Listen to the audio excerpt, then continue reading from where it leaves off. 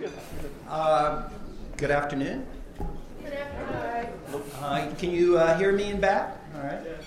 And my name is Gary Pavella. I'm the director of the Academic Integrity Office, and I am delighted that you are here. This is a unusually distinguished audience. I was about to say hand-picked audience, but I wouldn't go quite that far. And our schedule of events is that we have four extraordinary panelists, and they will have about 15 minutes each, and the focus of their remarks, and of course I'll introduce them in a moment, the focus of their remarks is on the student role in protecting and promoting academic integrity, but with a particular emphasis. Don't worry, I'm not going to change the topic too much from what we talked about last night, but with a particular emphasis on what guidance student leaders in the area of academic integrity can give to faculty members about protecting and promoting academic integrity. Each of them have about 15 minutes, and then it's their preference, and I think this is a good idea, that after their remarks there will be time for your questions and comments, and we do hope to make this an interactive session, because I think you may hear some things that will surprise you and I think please you about the student role in this process. So let me begin with the young man on my right, Sean Gates, who's Honor Council Chair at the raise your hand. Honor Council Chair at the University of Maryland. And right next to him is Pauline Nguyen, who is the Honor Committee Vice Chair at Princeton. You're moving into the chair's role, is that true? Yeah. Okay. Then we have our own Eric Montgomery, who is the first student hearing officer, or UAIR we call them, here at SU. And then at the end of the table is Austin Elder, who is the Honor Council Chair at Vanderbilt University. And in a moment, I think we will start with Austin. But they didn't know what order. This was driving them crazy, who would start first, and I refused to tell them. And that's because I didn't know until just a moment ago. But I do want to say a few additional things, or preliminary things. First off, when talking to our panelists last night at dinner, I was going through my little mental checklist of things that needed to be done and where they should appear. And I would ask them, do you know to go here? Do you know to go there? And they actually got a little impatient with me because my colleague Misty Scott had handled all of that.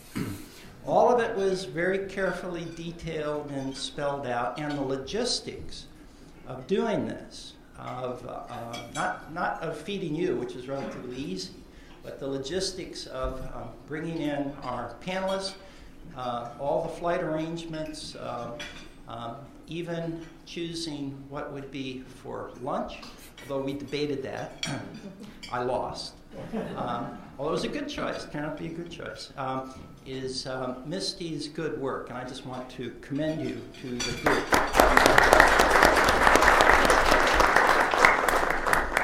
I have we also have, and it's appropriate, they're right in the center of the room, a very distinguished group of scholars from our honors program. They are masochists because they're in my class. If you'd raise your hand so people can see, we're right there, right in the middle.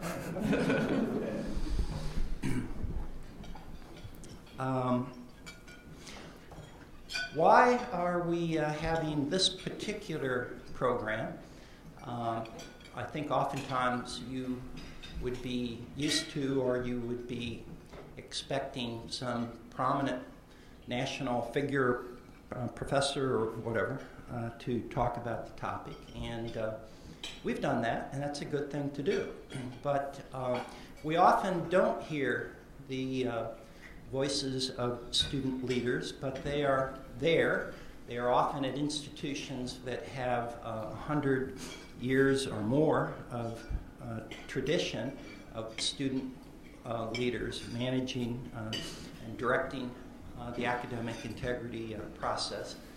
And we have ample research now on the work of Don McCabe and others that institutions that have effectively managed honor codes or systems, they don't have to be honor codes, but systems where there is significant student leadership and where that student leadership is supported. It is a part of the culture of the institution that students are seen in leadership roles in terms of academic integrity, has demonstrable positive results in terms of less academic dishonesty at places that have significant student leadership. We are going gradually and carefully down that path here at Syracuse. And one of the goals of this session is to demonstrate the value of continuing to go down that road, which will be, I'm sure, a multi-year process. I think that there really is a lot of wisdom, a lot of experience that comes from student leaders in this area, and I hope you will not hesitate to ask them questions about their view about the student role in protecting and promoting academic integrity, and how do they manage it? How do they manage the heavy caseloads that some of them have? I think you will be stunned at the caseload that Sean is going to mention to you from the University of Maryland. And it's not because there's a lot of cheating, we don't think, at the University of Maryland, but that for whatever reason there's an extraordinary amount of reporting. But I'm not going to tell you that number because that would steal his thunder. The one result, one goal that we have from this session is that then we will put into writing some of the ideas that are developed here today, particularly with a view toward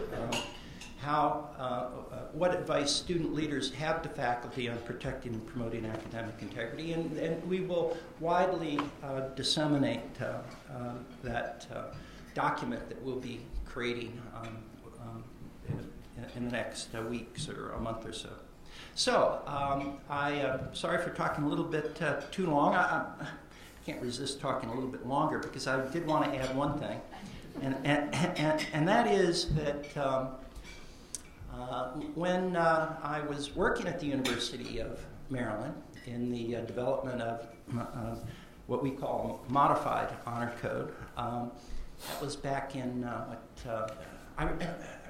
we assembled the first honor council, I think it was 1995, and I do remember very vividly the moment when that first honor council filed into the room. They'd been selected by two vice presidents through a big process, and student government leadership had approved them.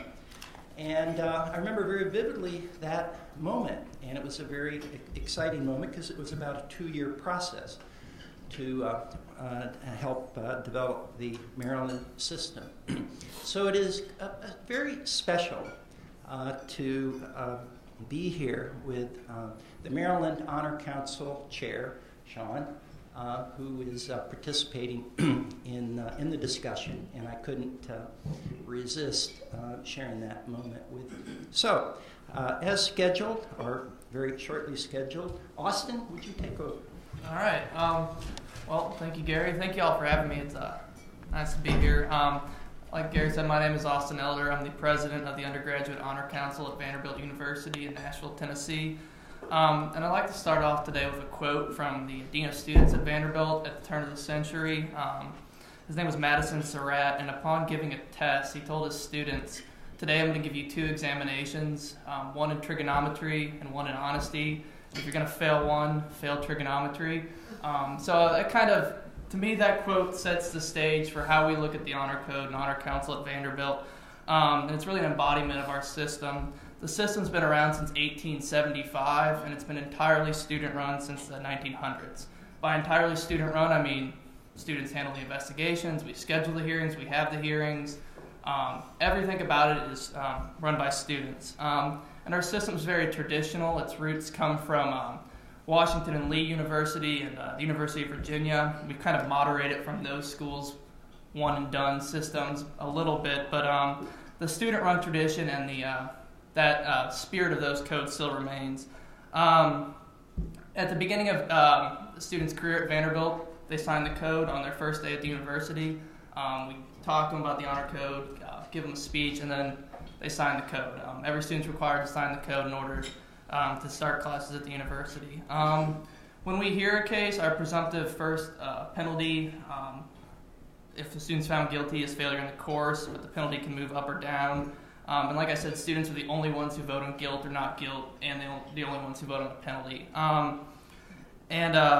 To me, this system is really fantastic. We get 70 cases a year, and I think students holding other students accountable and students learning from each other are critical values of education. And if a student comes in and commits a violation, I'm the one who has to talk to them afterwards and explain what happened and really go over it. And I think students talking to students really makes it more comfortable and more easy to relate to.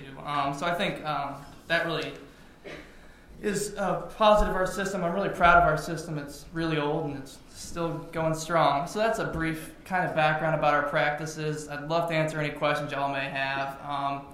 But I kind of spent a lot of my time preparing, focusing on these practice solutions and kind of coming up with a good list of things to talk about. So when preparing, I kind of asked my friends and members of the Honor Council, and what could professors do to, what are students' ideas for professors to do to prevent academic dishonesty? And I really received a wide variety of answers, from legitimate good solutions like change the old test or remind us about academic integrity policies, to the always classic and less legitimate make the assignments easier. There really seemed to be a wide variety of ideas.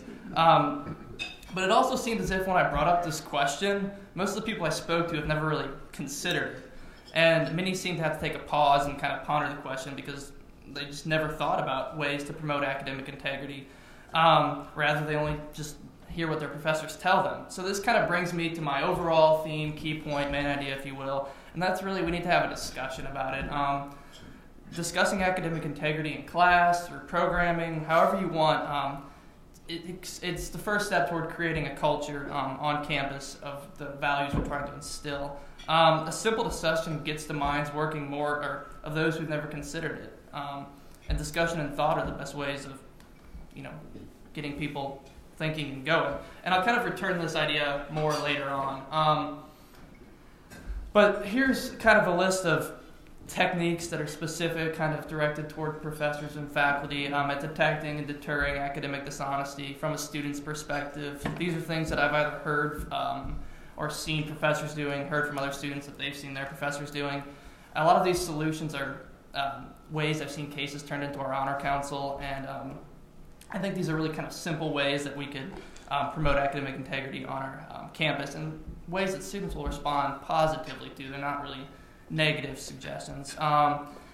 So the first and most kind of simple practice in my mind is putting academic integrity policy on the syllabus. I read a report by Gary, actually, that said something less than 50% of professors have academic integrity on the syllabus, or some really low number. To me, that's kind of a given. Like at Vanderbilt, all our classes have an academic integrity policy on the syllabus. And it's there as a resource and a reminder for students to turn to when they have questions. And it helps people understand the policy and gives a constant reminder at every class what's expected. Moreover, when professors go over the syllabus in the classroom, talk about academic integrity, don't just gloss it over talk about what you expect, and again, start that discussion in the classroom. In addition to putting it on the syllabus, put a statement about academic integrity on all exams or assignments. On all exams, we have Vanderbilt, the first thing you do, you put your name on the test, and then you sign an honor pledge. And it's the last thing you see before you start the test. It's on the cover sheet, you flip it over, then you start the test. So it's the last thing that's in your mind before you go into taking the examination. And I think that's really just a great way to keep you thinking before we start. And again, with exams, another kind of way that I think is a good practice that I've seen professors using is have different versions of the exam. All too often I see professors just you come in, you pick up your exam, you go sit down. It's kind of a simple way to prevent cheating is have a different copy. In one class, we had 3 versions, so I'd have A, B, and then C, and then it's, not only can B not look at my answers and get the right answer, but it's also a good way to catch cheating. So I think, that's a good way to prevent dishonesty. Another thing to consider with exams for professors is the use of test banks. I don't know how common that is at Syracuse, but at Vanderbilt, if you hand back an exam, it's going in a file somewhere, and students are going to have that exam forever. So if old tests can be great study tools. I love it. A lot of professors post their old test on like the Blackboard or whatever for class, and they're really great study tools. But I've seen honor council cases where professors they had old tests. That's an honor code violation. Well, you gave them back the old test, and once you give that back, it's public knowledge. So I think professors should be careful of that, and if they don't want students to have the old test, either not let students go home with the test or change the test from year to year. But if it's returned, I guarantee you'll end up in a test bank and students will have it forever. And this applies to other assignments too, and this is, I think, one of the most common forms of academic dishonesty I've seen in my years of the Honor Council is students taking old lab reports or assignments from a previous semester and then just turning them in again because they have them on file somewhere. And, obviously this is a clear violation and something that's pretty easy to catch, but it's also pretty simple to prevent by changing the assignment. And all this stuff on the lab reports I just mentioned was caught by plagiarism detection software. And I don't know if y'all use that at Syracuse. Turnitin, SafeAssign. They're wonderful tools at detecting plagiarism. I've taken 26 courses in 3.5 years at Vanderbilt, and I've only had to turn papers into SafeAssign in 3 of them. That's ridiculous to me. Everyone types their papers, everyone uses the computer, so why not have students upload their work to one of these pieces of technology? They're really good and they're a great deterrent. If a student knows they'll have to turn something in through the software and they believe the software to be effective, they're less likely to plagiarize. Keep going with my suggestions here. I spent a lot of preparing on these little specific suggestions. I think citations and formatting are key. A lot of times in class, professors just disregard your works cited or your citations in a paper like they're just there. I've had a class where 20% of your grade on the paper was, is the paper in the right format and are the citations correct? And that's a little ridiculous. But if you grade on it, students are going to put time and effort into it. And I think that really helps prevent plagiarizing and make students more aware. Moreover, when a professor comments on a citation, the first thing a student does when they get their paper back, I think, is you look at your grade, and then you look at all the comments. If there's a comment on a citation, I'm going to take it to heart and read it and think more carefully about it than if it just was glossed over by the professor. A couple more specific ideas: setting clear expectations for classes, how the class will be run, what's expected on assignments, when group work is allowed, deadlines, etc. This helps curb academic dishonesty that happens when students are unsure or they don't know the paper's due the next day, or I thought group work was allowed on this assignment. And all too often I've seen cases where that just happens, and it's disappointing because some of the cases can be prevented by less ambiguity and clearer expectations. Finally, this is kind of an off-the-wall suggestion. It's my last suggestion because it's pretty loony. I had a professor require the class, it's a good idea, I had a professor require the class to complete a plagiarism tutorial about 4 weeks before the final paper was due in the class and submit that tutorial grade as a quiz grade. I'm not sure if it's all professors need to do this, but it's really an effective way to remind us of academic integrity policies. And he used it to prompt a discussion in the class.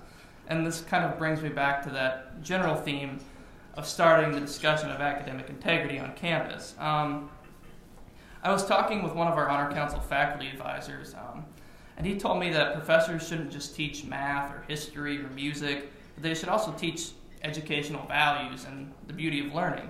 And I thought this was a really great sentiment. I don't think it's kind of talked about enough. I think academic integrity and the discussion of academic integrity fosters an environment where the real care is learning. Then when a professor cares more about seeing thought and an acquisition of knowledge rather than just having a student check boxes and complete assignments and such, that's really where I think we not only academic honesty improves, but real learning and the value of our education improves. Also, the faculty member is a role model in the classroom, and if they show their belief in the honor code, students take note. We still look up the faculty members, and it helps out when they really put their heart into the policy. I think fundamentally, a culture of academic integrity, any campus, anywhere, requires a we mentality, not a you mentality. And what I mean by that is we're all involved. It's not just a professor or an administrator talking to a student and saying, you're responsible. Yes, it's our responsibility as students to do our own work, to be honest, to follow the guidelines, but professors should take responsibility too in making sure the students are equipped with the tools to do their own work and with the understanding of what is expected in terms of academic integrity. It's a two-way street, and in courses where there's a we mentality and everybody embraces the academic integrity policies, I think that's where honesty thrives. It's also, the we mentality is also important because it facilitates the atmosphere where the discussion of academic integrity can take place. If everyone is a stakeholder in the situation and then everybody's on equal playing field, everybody can be an equal participant in the discussion. It's not, the professor or the administrator's on some higher level that their job is to turn you into the honor council. It's a group mentality of we're all in this together and we can learn from each other. And I think this equal discussion with everybody on the same playing field is what needs to happen to create a culture of academic integrity. All those best practice solutions I listed, or techniques I mentioned that are kind of simple and pretty obvious, are effective and good, I hope, but in the long run it's creating the culture and creating this discussion that's what really matters. Because discussion breeds awareness, it makes one think and it instills values. And this discussion doesn't have to be limited to the classroom. Professors in the classroom can initiate it, and students can learn from each other, and the professor and everybody can be involved in it. But I think that's really one of the best things about a student-run honor system is that it facilitates discussion between peers. I've often had friends come up to me and ask, what constitutes cheating or how the honor council works or what's the history of our honor code at Vanderbilt. And I think that's a discussion that wouldn't be able to be had our honor council not been student-run. I don't think they would have been able to go up to a faculty chair or a panel and said, or would have been as comfortable with that. Rather, when they can come up to a peer or a friend and ask that, I think they're more comfortable, they're more aware, and then we learn from each other. I think some of my most memorable learning experiences in college haven't been in the classroom.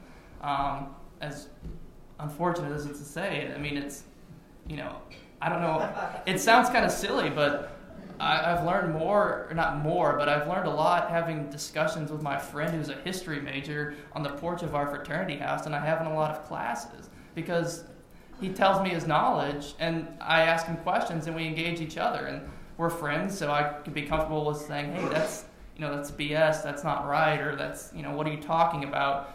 And it's that kind of learning that I think needs to take place. And with a student-run honor code, I think we can have those discussions not necessarily about history, but also about academic integrity.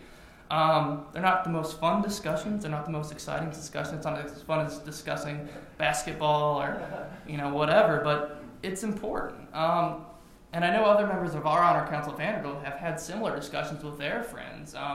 We just had a freshman a few weeks ago. One of his friends came up to him and said, hey, this guy thinks, doing something wrong in my class. Paying somebody to do his homework or something, and then they were able to have the discussion. He was able to go up to his friend and talk about that. And I think it's that kind of awareness and that kind of community that we have is really important.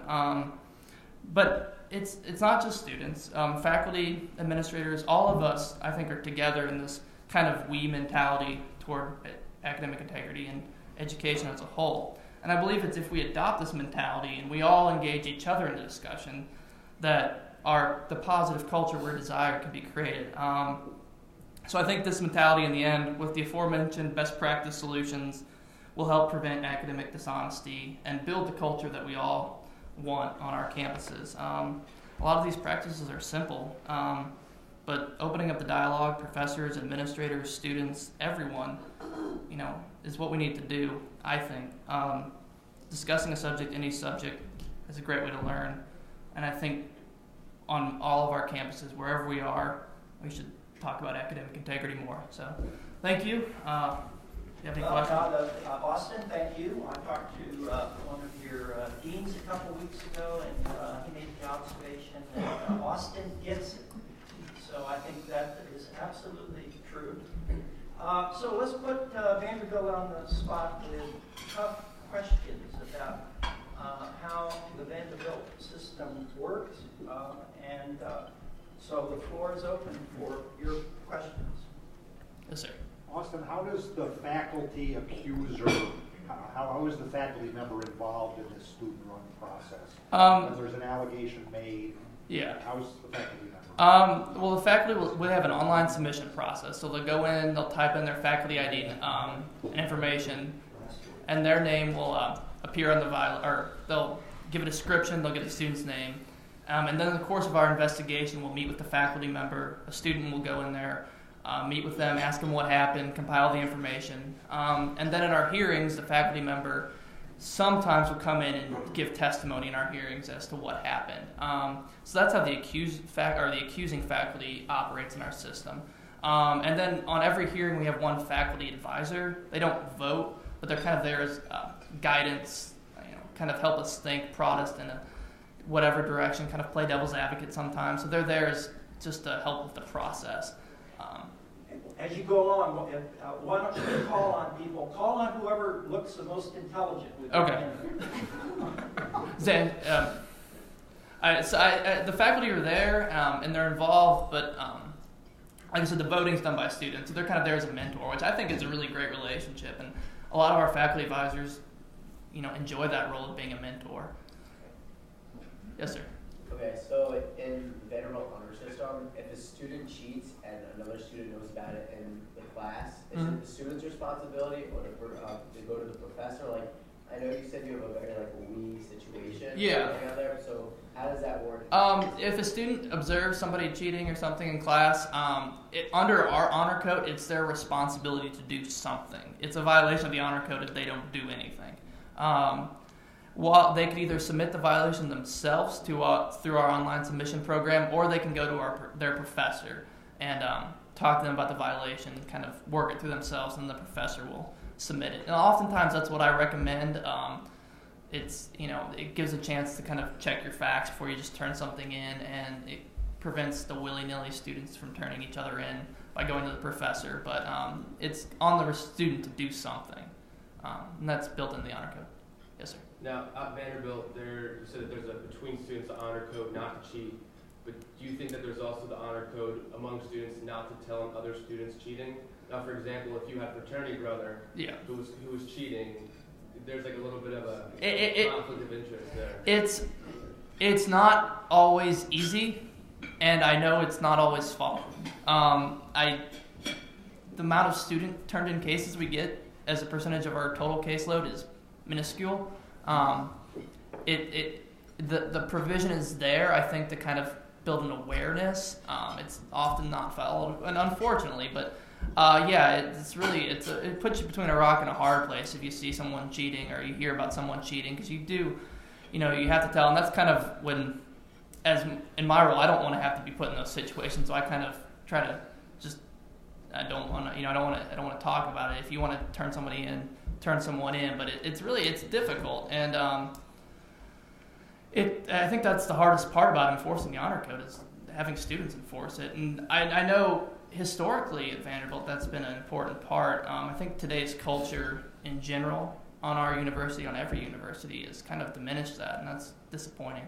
Do you think students challenge each other without turning each other in? I like to think that's what happens. I don't know for sure. I know myself, if a student, if a friend of mine's going down a path I don't think they should be going down, I tell them as much, be like, hey, don't do this. And usually that works. And I think, again, that kind of goes back to the student-to-student communication that's most effective. If a peer goes to their friend and is like, hey, man, don't cheat on this test, because that, you don't want your friend to have an advantage. I mean, that's not fair. So I think that really is a good way to do things.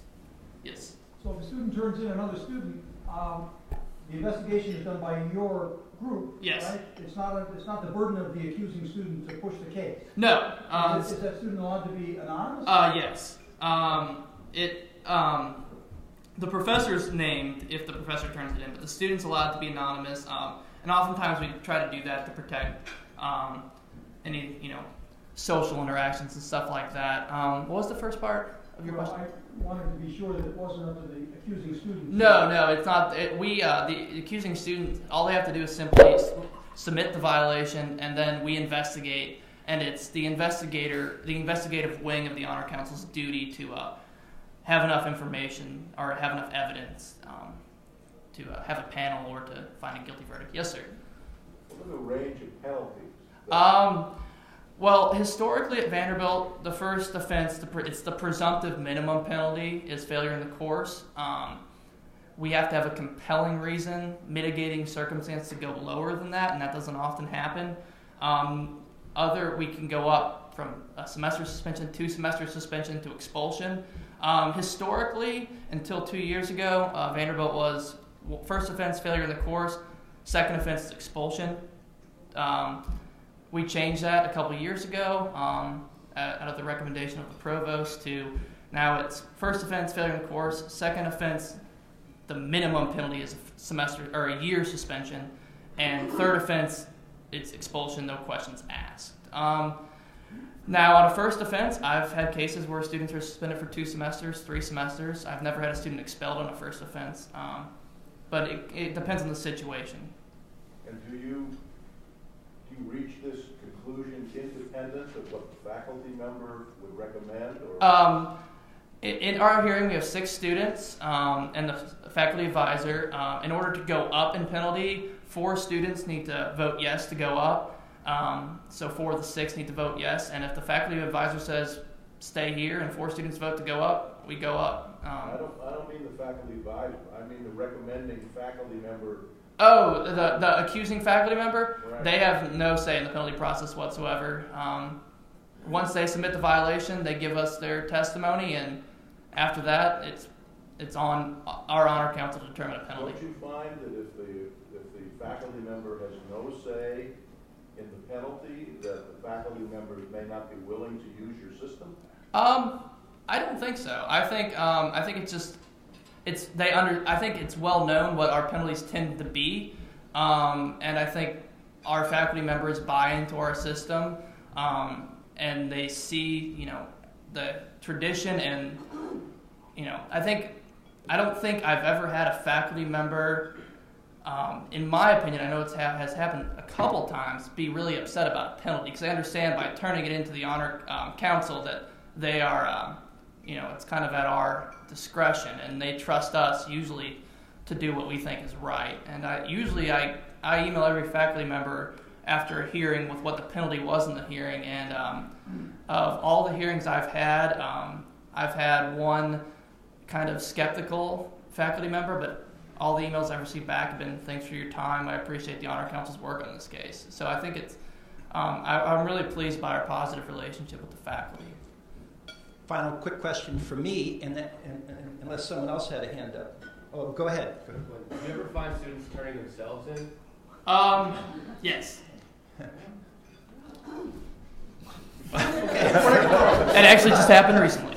What does it feel like to be an honor council chair? I mean, by that I mean, what do your friends think? What's it like? You get a lot of teasing for it. You my friends kind of make jokes about it. Oh, well, they call me Elder, and they're like, Elder, I'm gonna go cheat on my test. It's like, no, don't do that, please, but to me, my first hearing case ever as an honor council president, chairing a panel, we suspended a student for a semester. And I have to go in after the hearing, and she was crying, and I have to tell her, explain the process, and look her in the eye and say, hey, I'm sorry this happened. This is why it happened, and explain the process to her. And it's really difficult. It's really hard for me to have to go in there and tell them, you failed a course or you're suspended. But I wouldn't have it any other way. And I wouldn't have. I think as a student, I can relate better and empathize with them more going into and talking to them about this, and kind of have a peer-to-peer discussion about it that I think makes the situation a little better. So they're tough discussions, but I've always felt that it's right that and that I go in there and discuss. Our director of academic integrity has been around for hearings, but he always makes me go in there by myself and talk to the student afterwards. So how do you feel you've changed or grown or developed in this job as a result of the job? Let's put it that way. I think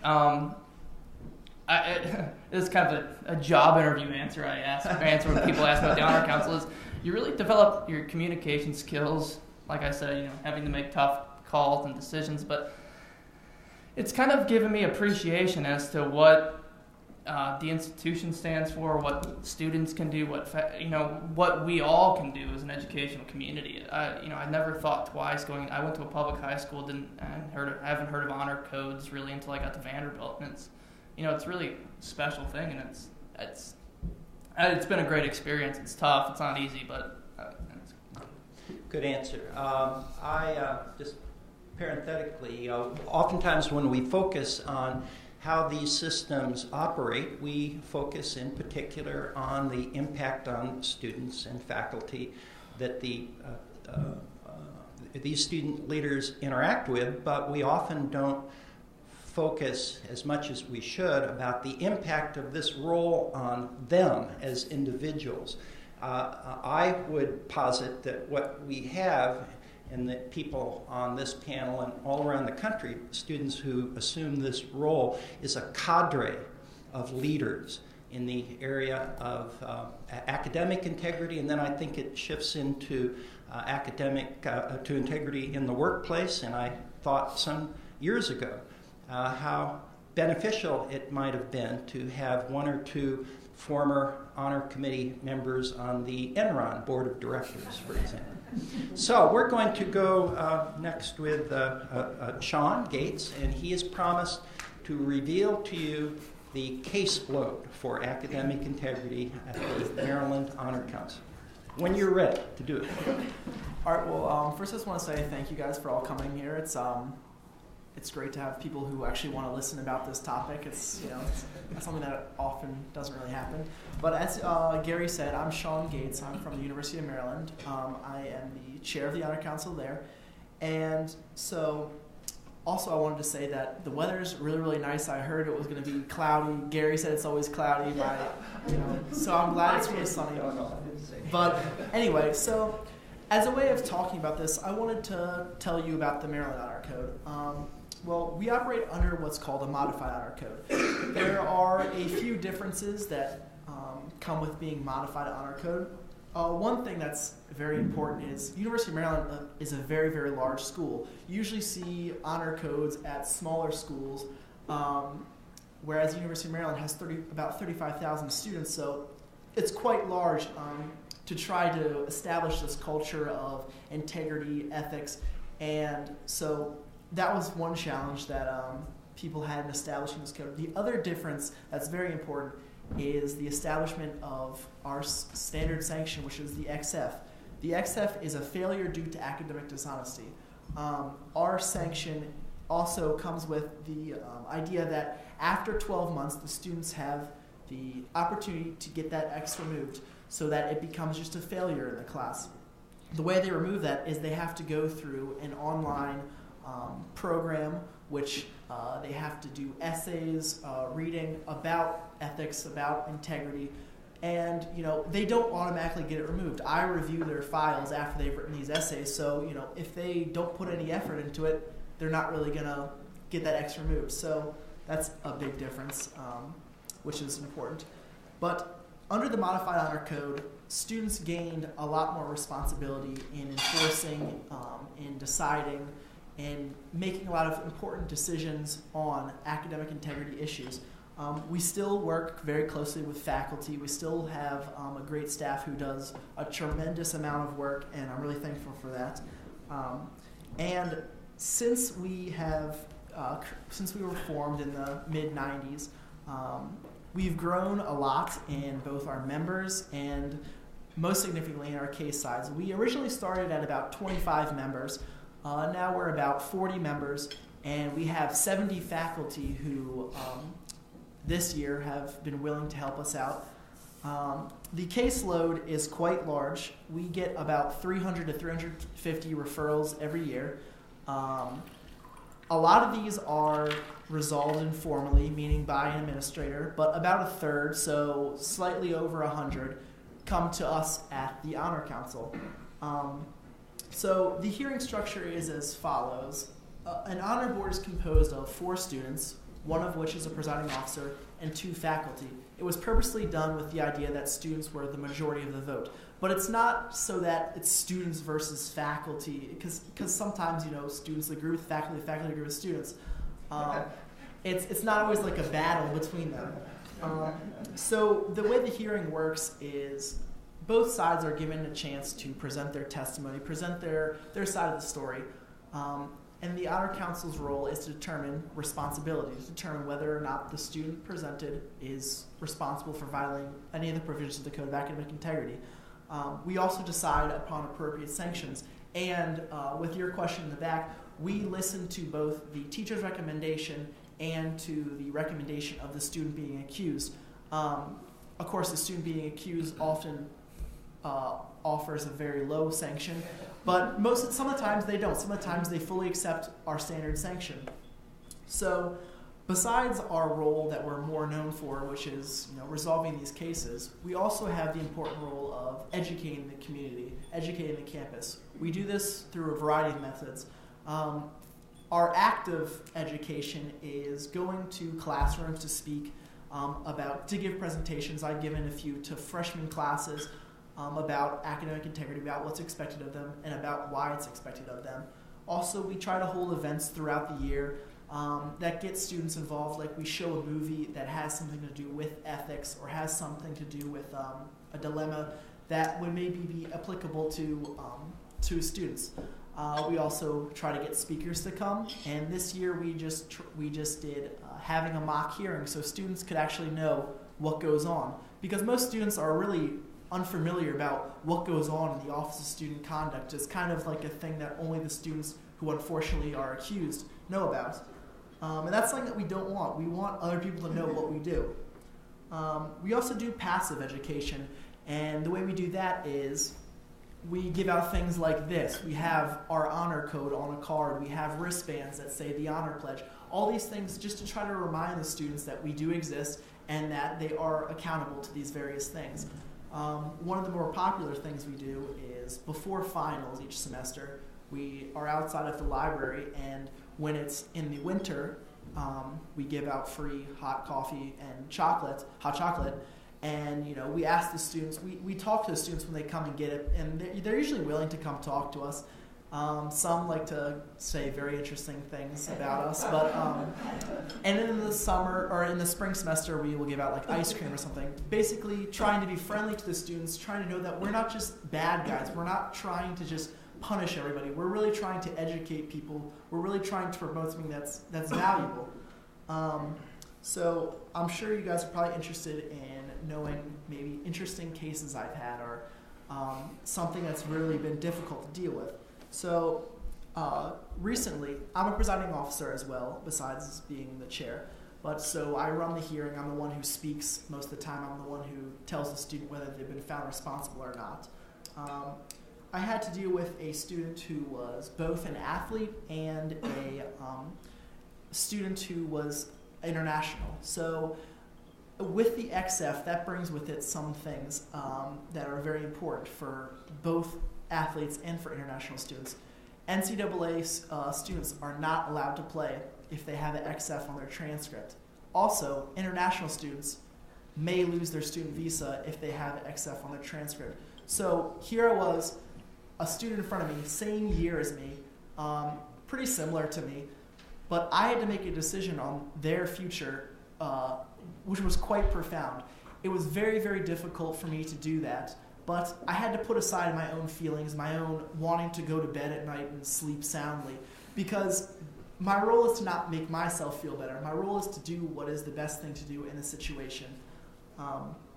So I think it's great to have students involved like we do at the University of Maryland. And some of the theoretical reasons that we do this, if you research anything, as Gary mentioned, Dom McCabe and some of his partners like Linda Trevino, one of the things that matters is the peer approval and peer action. So by having a student honor council, we're trying to stop the adage that everyone cheats, that everyone's okay with cheating. It doesn't really matter. While 40 members out of a 35,000 member campus is quite small, it would be great if we could expand that because you want more people to be representative of the community. Also, students understand other students. We understand the issues that we're going through. Also, since we're in classes with other people who would be cheating or who would be plagiarizing, there may be an increased perception of being caught. And a lot of the researchers who write on this topic have obviously mentioned that for quite apparent reasons. If it's obvious you're going to be caught, then it's less likely that you're going to commit academic misconduct. Unfortunately, with the increased perception of being caught, while our code says that all members have the responsibility, all members of the university community, so that includes students and faculty, share responsibility for reporting and making known apparent acts or alleged acts of academic misconduct, it's usually seen as the faculty's role. And so that's really up to you guys as faculty to do, because while I have maybe 2 students who refer other students, and we do maybe once a year get a student who accuses himself, and I will very briefly mention that one thing that I like about our honor code is if a student has a self-referral, they will not receive the standard sanction. They will receive a sanction that is up to the professor. Of course, this has to be a true self-referral. They can't have already gotten caught and the teacher said, I'm going to refer you, and then they come running over to us before they get referred. It has to be something that they do, they turn in a paper and they realize, oh man, I really shouldn't have done that, so they go to us first. But we maybe get one of those a year. So in terms of the recommendations that I wanted to present, you have to recognize that students are a part of many groups. They're a part of their family, they're a part of their friends, they might be in a sorority or fraternity, they might be a member of some club, and then they're a member of their college, and then they're a member of the university. All these different circles, I guess you could think of them, may have different ethical standards. They may view things more importantly or less importantly. Therefore, it's very, very important that you make clear what the expectations are of the student in a course. Teachers are required to mention the honor code in their class. However, it's not enough just to mention it or just to have it written down. It's crucial that you actually discuss why it's important, because attitudinal factors matter. A lot of students want to please the teacher. They want the teacher to like them. You don't not care at all. You don't disregard completely what a teacher feels about you. And also, it's significantly important when it comes to the idea of plagiarism. There was a study done by Thomas D. at Swarthmore College, which they took about 600 students, and they were all writing papers on various topics.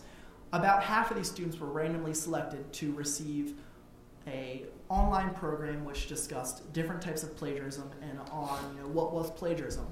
They found that those students who took that class were significantly less likely to commit plagiarism. Now, they hypothesized that it wasn't just they were scared into submission of not plagiarizing.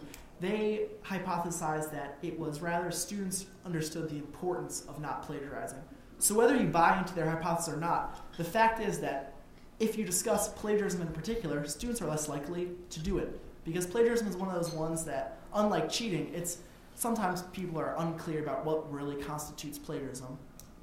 The second serious consideration that I have is that faculty should certainly refer cases of academic misconduct. While at the University of Maryland we get a significant caseload, and that's great because teachers are definitely referring students, there are still faculty who try to handle these incidents on their own. And while I know it's traditionally seen as the faculty's role to take care of this, if you have an honor code, there runs into a problem of fairness. Some students are being judged by us as the Student Honor Council, while others who do the same exact act are being held accountable to the teacher only. Now, it's not saying that teacher's judgment are bad or the Student Honor Council's judgment is bad. It's just that you want to have similarity in what these students are held accountable to. You want to have some sort of standardization or some sort of similarity. So a final remark that I found in studying, I actually wrote a paper on this, so I did a lot of research on the topic, and it's kind of, it's intuitive once you think about it. Classroom environment significantly matters to whether students are going to cheat or not. There's three factors that two researchers, Pulvers and Dykhoff, found that are significantly important with cheating and with plagiarism. They found that students who thought the classes were less personalized, less satisfying, and less task-oriented were more likely to neutralize acts of cheating. And if you think about it, this is quite obvious. If students don't really find anything satisfying about the class, cheating to get a grade is not that big of a concern to them. Also, if students are less personalized with the teacher, it's going to be easier to cheat because, if a student has a close relationship with a teacher, like I said earlier, they're not going to want to. They're going to want to please that teacher. But if there's a disconnect between teachers and students, it's going to be a lot easier to cheat because it's not really like you're trying to please anyone. And less task-oriented, the idea is that students are unclear what's expected of them. Students are unclear about what's going on in the class. So those are three things. I know maybe teachers can't really affect how satisfied a student is, but in terms of the task orientation and trying to make it as personalized as possible, those are areas which I think you guys can certainly work on. Unfortunately, whether a student likes the class or not is kind of, unfortunately, out of your hands. But, so yeah, that's what I have presented. If you would like to ask me any questions about the Honor Council at Maryland, about what I do, you can certainly do that. And the XF, what that's all about? Yeah. So, questions, let's put Maryland on the spot. Any questions about their system? I'm new to all of this. I'm new to the university. I have 5 years. When you have a student that's accused of something and they go before your... We're going to focus on Maryland right now. Oh, Maryland. Well, okay. I'm curious about Vanderbilt too, but are they there at the time of the penalty put forth to them? So they see who says you're guilty, or you're not guilty? What we do is that the students come into this, we have a room, they come in and sit before us, they give their testimony or their side of the story, the teacher gives their side of the story, then the students leave the room. We have a recorder there, and we turn that off. So anything that's said in deliberation is off record. There's no account of that. We come to the decision, and then the students call back in. And it's my role to say you're responsible or you're not responsible. And we vote on majority decision. In terms of the sanctioning, after they're called back in, we go into the sanctioning phase if they're found responsible. And so they present what they think they should get. The teacher presents what they think they should get. And then they leave the room and they can go home. And we stay there, we stay behind, and we determine what the appropriate sanction is going to be. And then they receive a report that I write up, which details everything that happened in the case and all our rationale. And they get that, and yeah, in a few weeks they get that. Wow. Okay. How's this job, same question. How's this job affected you in terms of your growth, your development, you as a person? Well, it's certainly, you have to gain a lot of responsibility very, very fast. My first case was incredibly difficult. It was 3 students. It went for... How many? 3. It was 3 okay. students. So, you know, and not only was it just 3 students, it's not just the fact that it was 3 students, which was hard. It's the fact that one of them became very, very irate. And actually stood up and threw a chair. And this is like, you know, when you're coming on that was the first case I ever had to deal with. So at first I was like, I hope this is not like every case I ever have to deal with. But it really makes you mature quite fast. And I have to say that being a member of the Honor Council has been one of the most significant things at the University of Maryland I've done. I actually wrote my personal statement for law school on this, so it has had a profound impact on me. And all my friends know that I'm a member of it. I'm proud of doing it. It's a great opportunity. I get to come speak at things like this. I get to speak to freshmen at orientation. I get to go to classrooms and speak to people. It's a great opportunity if you want to be known around campus for it. You have a couple more. You first. A question for Sean, but actually for Austin and eventually for Pauline as well. How do you become a member? Are you elected? Are you appointed? If you're appointed, by whom? Do you apply? Are you trained? Well, Sure, you can all go ahead and answer that. The process is for getting onto the Student Honor Council. You have to go through an application process of like writing essays. Then you go through an interview process, and the interviews and the applications are it's graded and it's done by students with faculty there, with our staff there as well. You know, like students grade the essays, but we have the faculty there who kind of help us along the way the whole time. We also have to go to extensive training. We have our manual right here, which is quite thick, and Gary has some pages in there from his days of Maryland that he's written. And so we have to do that. So there's quite a deal of training. And in terms of becoming president, that's voted by the members of the Honor Council themselves. Any other comments about how you got into this job? Ours, they apply. Our exec board, consisting of all students, reads the applications. Our exec board then interviews the people we feel like are qualified enough, and then they go to an election in their class. So freshmen vote for freshmen. And they're on, once they're elected, they're on for 4 years. So it's entirely again student. Pauline? Our committee has 12 students on it, and we have the class presidents, former class presidents, and then the rest of the committee is filled out by student applications. And a committee chooses from those applications, and the committee is all the seniors from the Committee on Discipline, Honor Committee, Judicial Committee, as well as the student government president. So, Eric, how did you get your job? You wrote me into it. Well, that's a very concise summary. Very good. Okay, I think we're ready to move on to Pauline in Princeton. Hi, my name is Pauline. Thank you so much for coming out today. So my system, I guess, is a little bit different from what you've heard so far.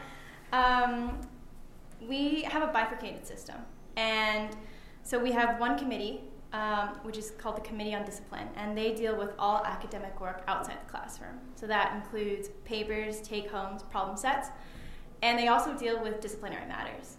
And then we have a second committee, which is what I'm on, and that's the Honor Committee, and that deals with only in-class exams. And the reason why we have two separate committees was a historical reason.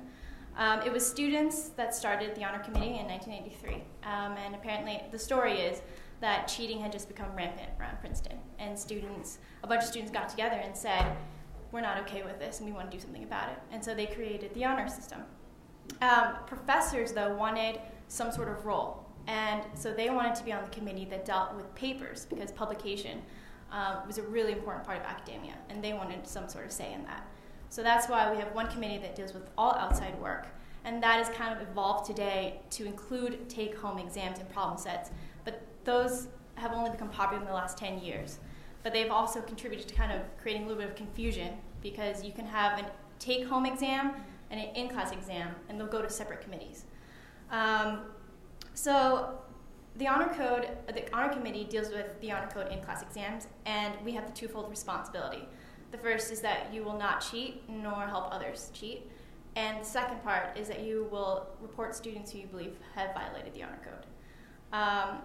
The reason why we have the second part is all of our exams are unproctored. So we don't have professors or anyone there. They're just there at the beginning of the exam. They hand it out. They're there for about 2 to 5 minutes, asking, just make sure that the students have any questions, and then they leave the room, and they'll usually sit outside, or they'll sit in their office nearby, in the case that students have questions. And they only come back in usually maybe like 30 minutes to go, and they'll write on the board, you have 30 minutes left, and they'll come back 10 minutes to go, and then they'll come back the last 5 minutes or so.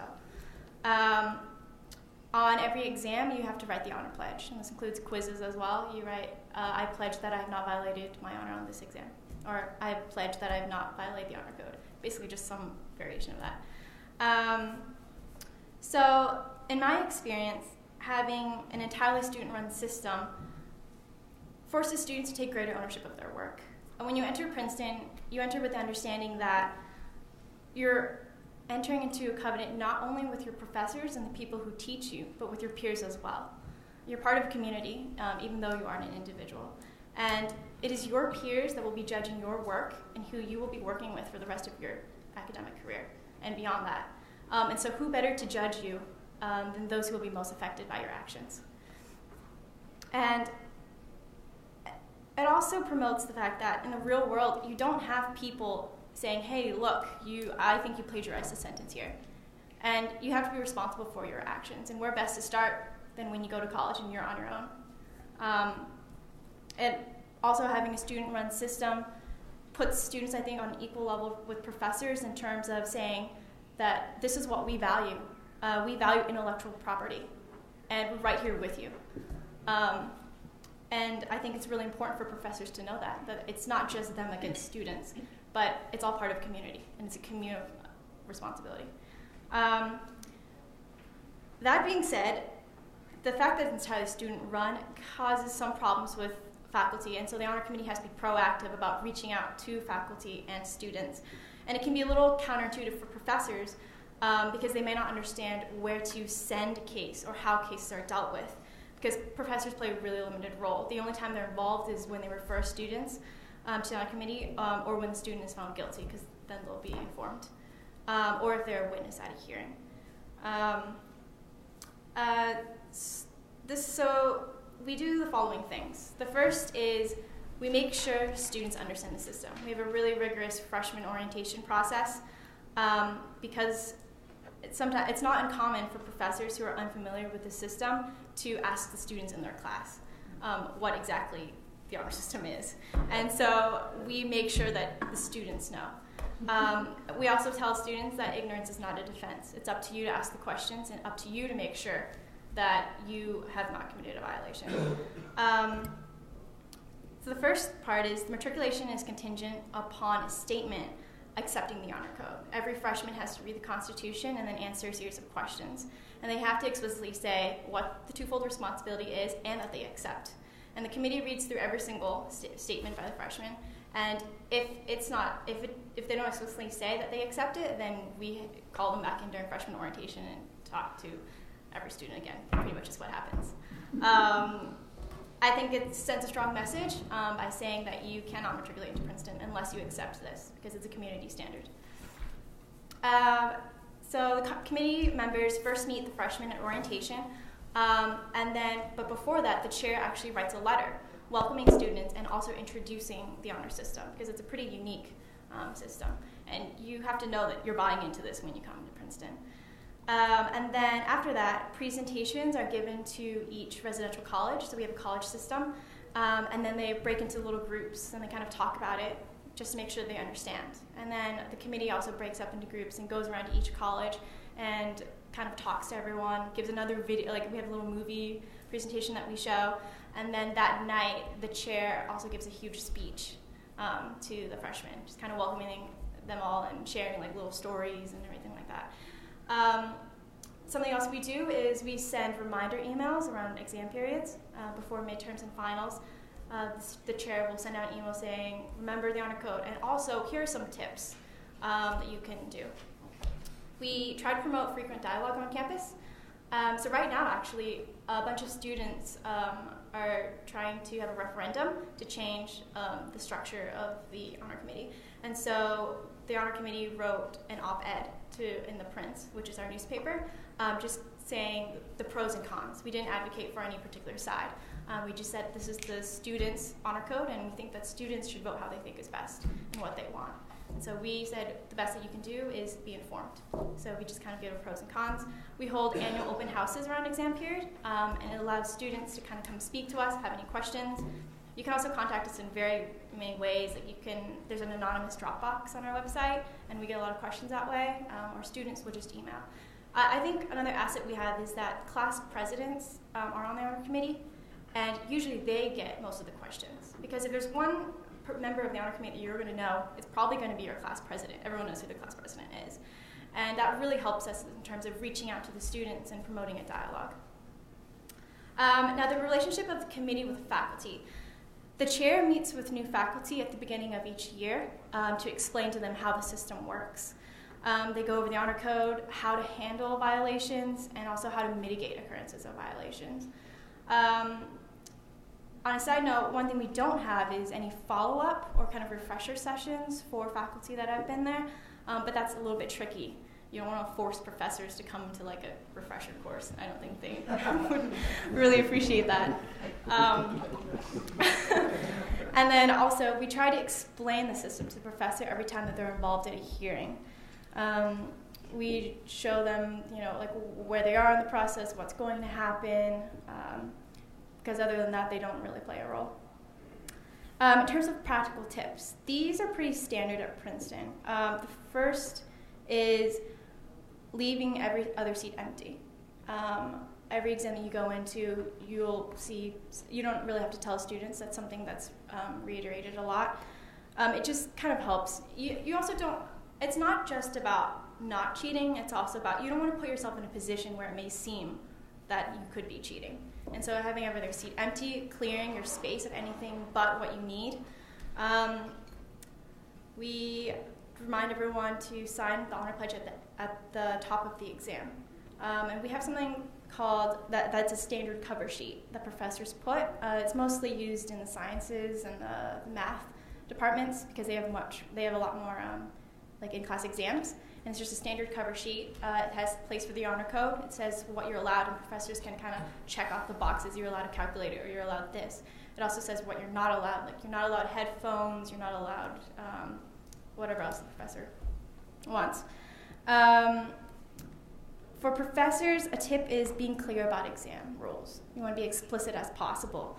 You want to be upfront about it, and you want to publicize it. Not just write it on the syllabus, not just write it on top of the exam, but also say it verbally. It's helpful to say it more than once, maybe like a couple lectures before the exam, send out an email. You just want to be as clear as possible. I think it's really helpful to write the exam policy on the exam itself one more time for the students to read right before they take the exam. In particular is end of exam issues. You want to be clear about the end of the exam, and I think that's why a lot of professors at Princeton do the 30 minutes left, 10 minutes left, 5 minutes, 1 minute, finish your sentence. And you have to say clearly when it will end. A problem that we run into is students writing overtime, and it is a violation of the honor code to write beyond the end of the exam because you're at an advantage that other students aren't.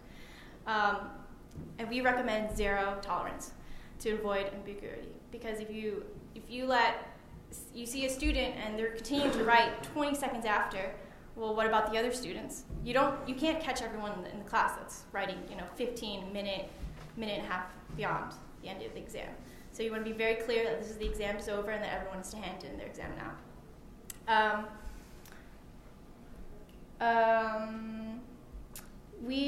I don't really know how applicable this is to your system, but at Princeton, we encourage professors not to handle the cases themselves.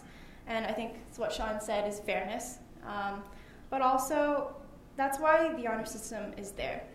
It's there to deal with the system, and we have a process by which we investigate everything. And a lot of times, you don't want to stress out a student because you may think that an honor code, that there was an honor code violation, but unless you pursue it much further, something may come up and you may not realize it, and you're going to stress out a student needlessly just because you think that they might have violated the honor code. So you don't want to approach the student.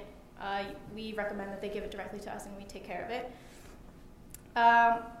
One thing that departments at Princeton do is they photocopy all exams because the problem is regrades. Sometimes students will come back and kind of change something and then ask for a regrade.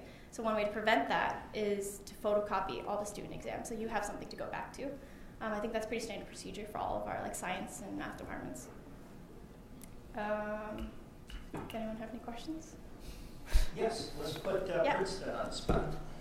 I have a question. When you said that students can't write longer at all because it would disadvantage other students in the class, what if the professor lets everyone write longer? So, for example, I teach, my class ends at 6:20. I say, if you need longer time, I'm here until 7 o'clock, you can keep writing. Would that be a violation of the code that the professor could make that choice? If the professor extending that to the entire class, then it wouldn't be an honor code violation. However, it's up to the student to make sure that they can write beyond. So if a student is unclear about it, it's their responsibility to ask, are you allowing me to write beyond? I have a second question for any of you, but I know we're supposed to direct it to a particular school at the moment. Do international students ever apply to be on your panels, and are they ever chosen? Yes. Good. Yeah. Everyone? Yes, Yeah, we have, I think we have 3 F-70 are international students. Okay. Yeah, we have international students. Marilyn? I mean, yeah, there's a lot of apply. Yeah. Yeah. Good. We have athletes too. We have. I mean, our hope is to have a representative of all people in all majors and everything. Unfortunately, we always get the political science majors who want to go to law school, but every now and then we get a chemical engineer or something. So yeah, we actively try to reach out to the sciences and the maths because I think it's really good to have a diverse committee. And we purposely take an effort to have a proportional representation in choosing our members. More questions? Now, for Princeton, the types of students that are caught cheating, do you see correlation between that and what type of student they are? Now, say it's a student trying to keep a 4.0 or a student at 2.5 trying to get higher, or is there no correlation at all with that? Well, the first thing I'd say is I actually don't know because unless you're on a hearing, you don't know that there's a hearing going on. And there are 12 members on the committee, but only 7 members are in a hearing at one time. I think confidentiality is a really big deal to us. So you won't know. And the only person who would even know a statistic like that would be the chair because he's on every hearing. But even then, he would only know from all the hearings that he's been on. But from my experience, I don't think that there's a correlation. I think that oftentimes cheating is a spur of the moment thing and it happens because you panic. Any comments from the others about that question? We have data going back to 2000. I don't think there's a significant correlation statistically, at least. Any other questions? Please. Do you ever hear complaints from students about faculty integrity issues? Why am I held to this honor code when my faculty member puts pictures up in PowerPoint and does handouts that aren't appropriately credited or cited? Examples like that? That's pretty interesting. I haven't heard anything like that, but it also wouldn't come to our committee. It would come to the other committee, which deals with everything else beyond exam classrooms. My question for you also is the impact of your role on your own development, your own education, your reflections on that.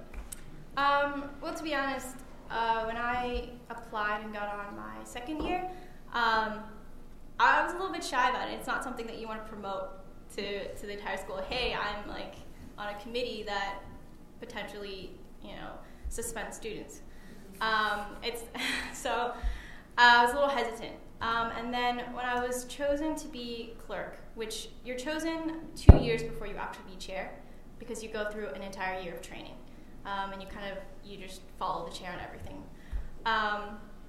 And then I realized that I was in a position to improve the system. I could do something about it instead of just by virtue of being on the committee. I could reach out to students. I could improve PR. That was kind of what our current chair took on. He really, really wanted to kind of reach out to students, and I realized that I could improve on the system and I could do something more than just being a chair. And I think I've grown a lot. You learn a lot, and you're put in a lot of situations that you don't even imagine. But you grow, and there's a lot of training that goes in. So even though you may feel a little bit unprepared when you're a little sophomore, you realize you're going to be chair in 2 years, but you have the chair there, you have great resources. We do have an advisor, a dean, but they don't play any role in terms of like hearings or investigations. Final question. I guess this question would be for all of you in some aspect, but has your department at all been accused of being biased towards a certain type of student? Now, for example, say it's a star athlete or someone pretty prominent student at your university. You guys have been accused of anything with biasness? That's a question directed to everyone. No. Some of our, our data, athletes have higher rates than the rest of the student population, for example. But it's not a bias on our part. Our guilty rate is statistically similar for all. I mean, if you look at ethnicity, if you look at college, if you look at athlete or not athlete, our guilty rate is pretty consistent across those.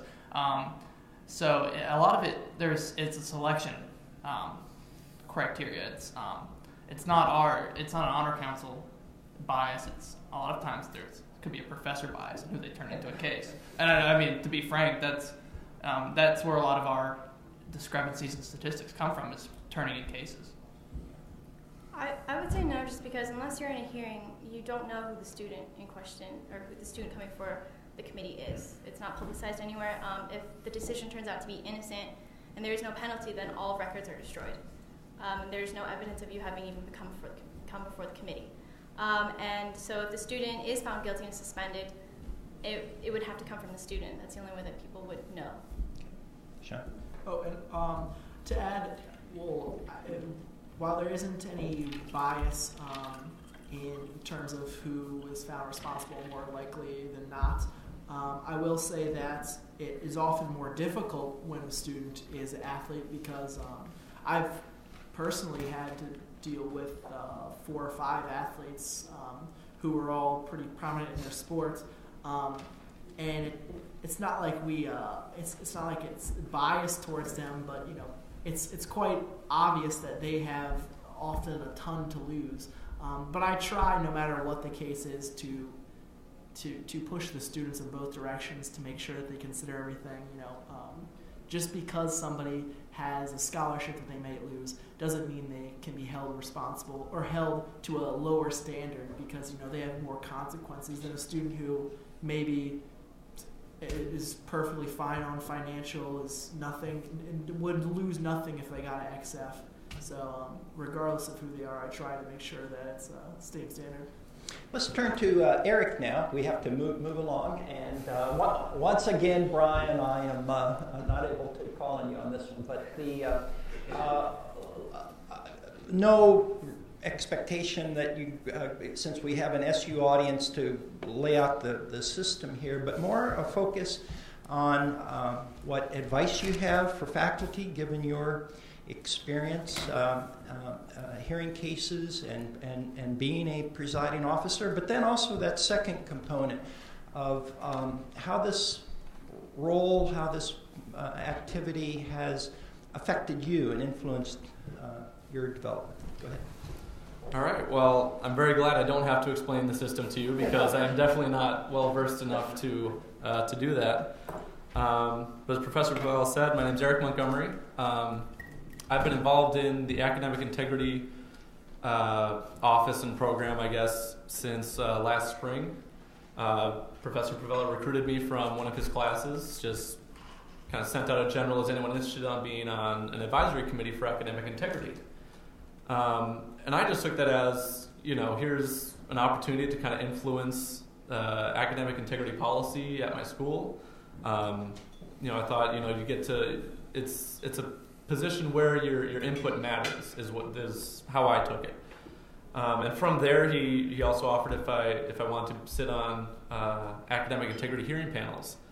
And, I just look at that as a very interesting position to be in as a student, listening to other students and seeing what sort of issues arise in, classes that, I don't normally take, or, at a school of Syracuse's size, I know we're not, 30-some thousand, but, we're a large school, and you can't really get a feel for what goes on across the entire university while you're going through it. So I've sat on, I think, 5 or 6 hearing panels since last spring. I really wish that I'd gotten involved in this whole program a lot sooner. To be honest, I don't actually know how students, who haven't taken Professor Pavella's class get involved in the academic integrity program here, and I think that's an issue. I would have liked, had I been told about my freshman year, I don't know whether or not I would have jumped on the chance or not, or if it would have gone right past my head. But I think the awareness of student involvement in academic integrity is crucial to kind of breeding that culture that other schools have of, this is who we are, this is what we do. We are, academic integrity is a serious issue on our campus. So from those 5 or 6 panels I've been on, I was asked last fall if I wanted to chair a hearing panel, and my first reaction was, of course I'll chair a hearing panel. I just figured, okay, you start out on the advisory committee, then you sit on some panels, then you chair a panel. But then Professor Pavella told me that I would be the first student at Syracuse University to ever chair a hearing panel, and I was really surprised. Because it's 140 some years that this school has been around, and no student ever has chaired a hearing panel. That really kind of put the pressure on that hadn't been there before. But when the panel came around and we convened, I was actually surprised at how smoothly it went. I definitely felt very prepared. I actually felt more comfortable in the chairing position because as the chair, you're a non-voting member, so it really takes some of the pressure off in that respect. That you don't have to think of, okay, what profound question do I have to ask of the professor that'll shed light on this case or something. But the responsibility, you feel the responsibility there to kind of keep everything in check, make sure the proper procedures are followed, make sure that everyone's voice gets heard. From sitting on that panel, I got the feeling that the student was very comfortable with me being in that position, and so was the accusing faculty member. So I don't think anyone felt uncomfortable with me presiding over a hearing panel. At least I hope not. So I do have a strong respect for Syracuse University's system, but it's definitely not a perfect system. There is no perfect system, I'm sure. But one thing I've noticed, and something I noticed that Sean said when he was talking about the student athlete that was an international student, he had to kind of put aside his feelings and do his job. I definitely want to advocate for not putting aside feelings in academic integrity situations, especially when you're on a hearing panel. One thing that I really want to put out there is, my number one recommendation is empathy, as I really think that at the heart of integrity is empathy. The second you can put yourself in someone else's position, see things the way they see things, I think you earn a lot more respect for who they are and for where they're coming from, and I think that's important for treating them as a respected member of a university. So I haven't seen a whole lot of that in the hearing panels I've been on. It's not an easy thing to do. I know one of my worst experiences on a hearing panel was a student that we had to expel for a first offense, and I hoped that everyone on that panel kind of lost sleep that night. I definitely agreed with the sanction. I thought it had to happen, but when you have to tell a student that they're being expelled from the university that might have been their dream college, I don't know the situation, but it's not a good feeling, and I'm very glad that I had that feeling of this is a very significant decision I'm making. I've affected the student for the rest of their life. I think that you need to keep those kind of feelings in the back of your mind as you're making decisions. You obviously can't put aside your duty to the academic integrity policy or the university or to the student. But I think that also spoke to an issue I've heard brought up by I think all of our members here, is that they encourage their faculty to report any offense and not kind of take academic integrity into their own hands. And I think that would have drastically affected the outcome of the case I'm talking about, because in the case it was a paper that was plagiarized, and the professor said, okay, you've plagiarized this paper, I'll give you a second chance, rewrite the paper and we'll see what we can do. And then the student plagiarized on the second iteration of the paper. So it wasn't a difficult decision because it showed a clear lack of respect for the policy, a clear lack of respect for the professor. But I wonder if the professor hadn't referred the student to us in the first place, the student might have understood the gravity of the situation, if that might have changed the outcome. So I definitely think, putting academic integrity in the hands of the academic integrity panels, the offices who are designed to deal with it, I think is a good decision.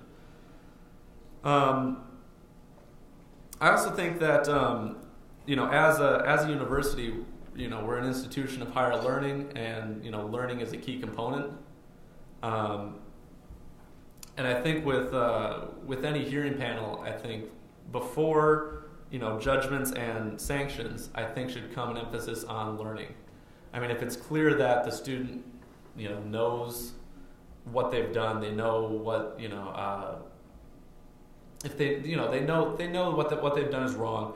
I think the first step should be, okay, what can we do to teach this student, how to, how to become a better person, I guess, or how to hold themselves to a higher standard.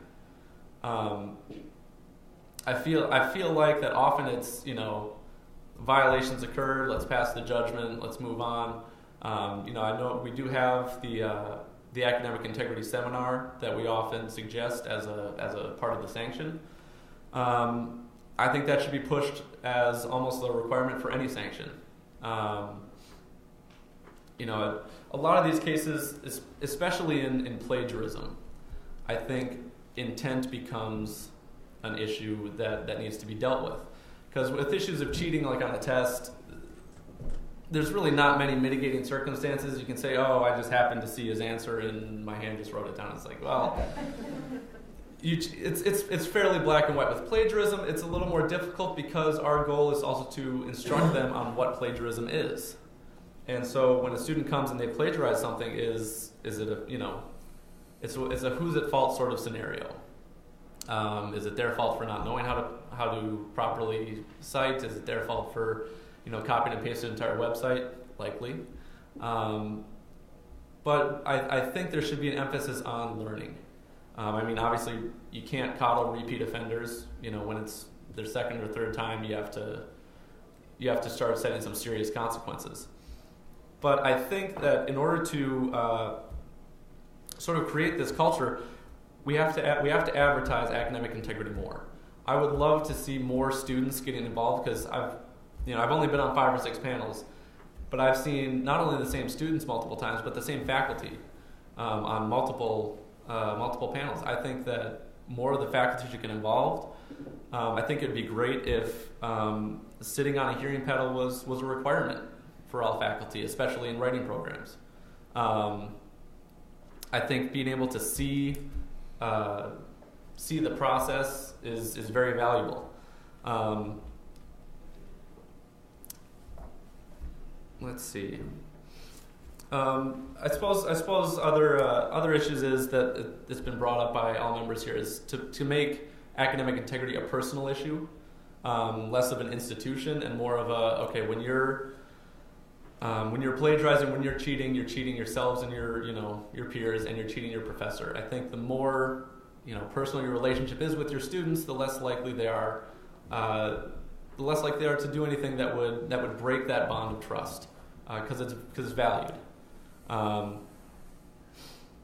Another thing I've noticed is this is a difficult one to kind of advertise in the classroom, but being open to being flexible. Writing is definitely not my strong suit. I dread any time I have to write a paper, and I've had a lot of difficulty writing papers over my career here at Syracuse University. But I remember I had a Writing 205 professor, and I had a 12-page paper on the effects of communism or something. I don't remember the paper even, but I was having a very difficult time writing the paper, and it was due, maybe in a week, and I had done literally nothing. So I went to the professor and said, okay, I can't have a quality paper to you by, next Friday. And she was fantastic with saying, okay, well, you have to start doing something, because obviously I can't just say, fine, you move on. But she worked with me very closely. She helped me out in the writing center. She became personally invested in my success in the class, and that meant a lot to me. The paper ended up being, I think, 2.5 weeks late, and I got an A- on the paper. So it was a very meaningful experience for me here at Syracuse, because that's what I'm saying. It's difficult to advertise that kind of understanding. You don't want to go on day one and go, okay, well, if you have problems with the papers, no problem, just turn them in 2.5 weeks late.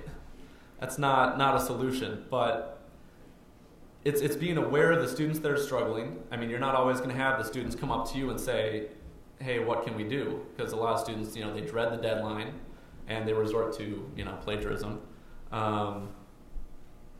So it's difficult to kind of reach out and present that kind of aura of understanding, but I think it's a very valuable tool to use to prevent plagiarism. I guess, any questions for me? Yes, questions for SU and the SU experience. I'm glad my class is here today. I'll let you take your pick. Amanda. Okay. Brian, you'll go next, I promise.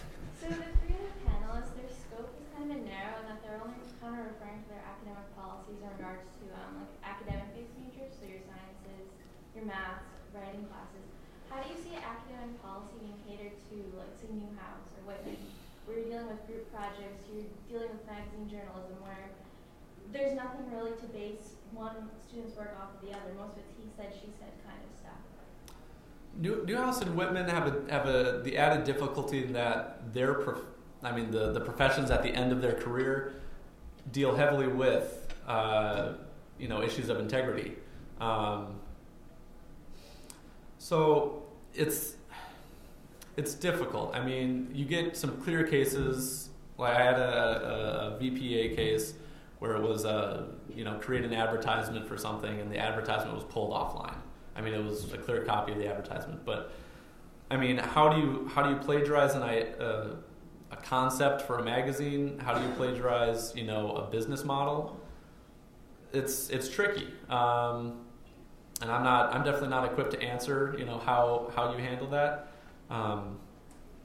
You just got to kind of hold the same standards. I definitely think if it's a violation that occurs in Whitman, I think Whitman students need to be present in deciding what happened, because they're going to be more equipped to understand than arts and science.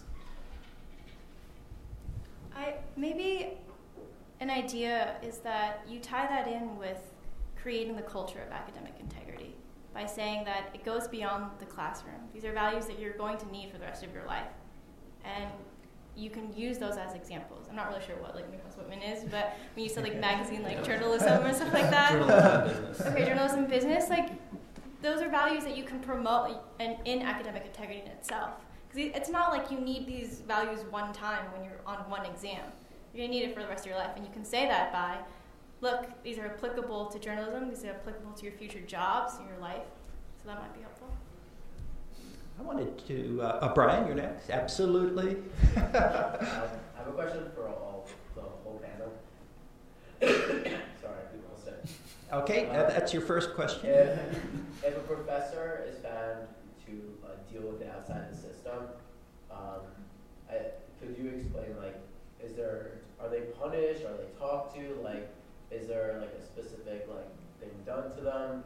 And what percentage of the time do you think that professors actually deal with it and not report it or deal with it in their own way? Great question. We give Eric the job of punishing professors.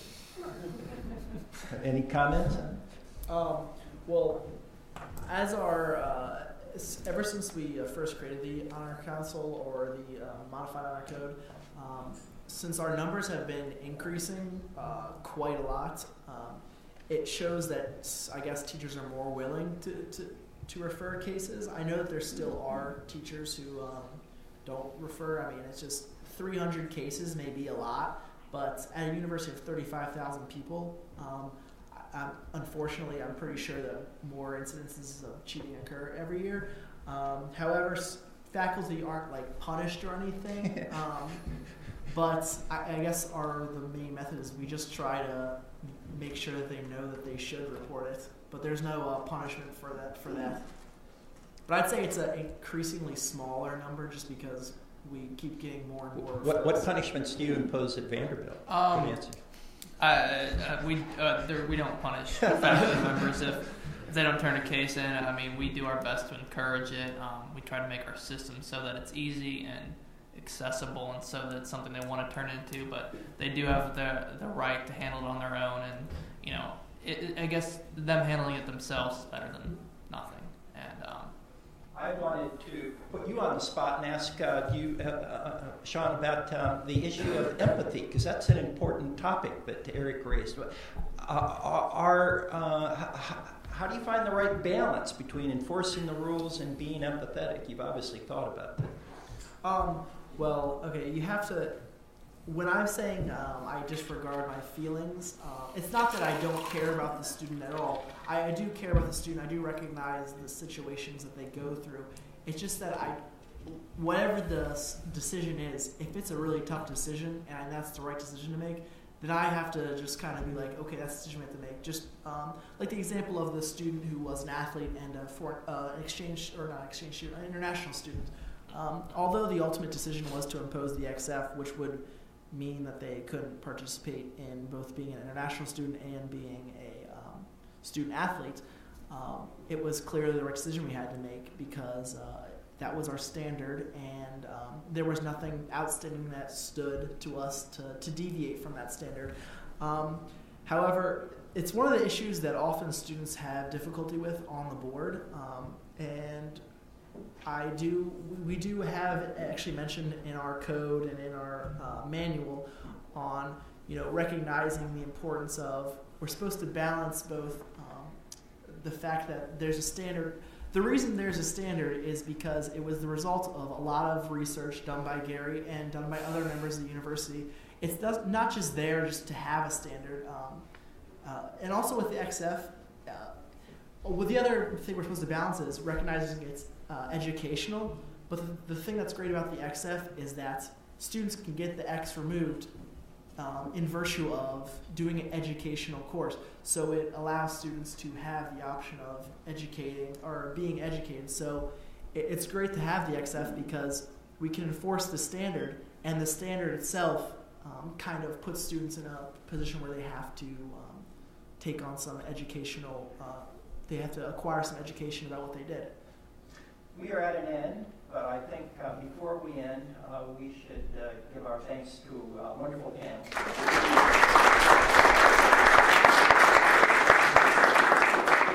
I thank you all very much for coming.